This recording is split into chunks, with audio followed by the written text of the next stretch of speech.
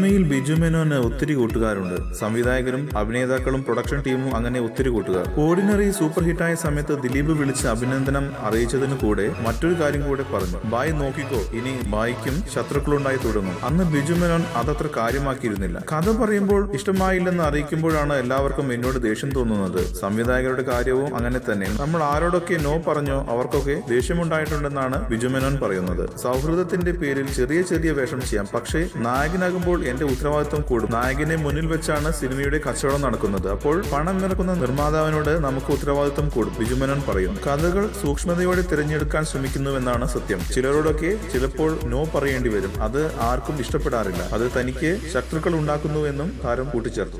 കൂടുതൽ സിനിമാ വാർത്തകൾക്കും വിശേഷങ്ങൾക്കും ഇപ്പോൾ തന്നെ സബ്സ്ക്രൈബ് ചെയ്യൂ മലയാളം ക്രിയേഷൻസ്.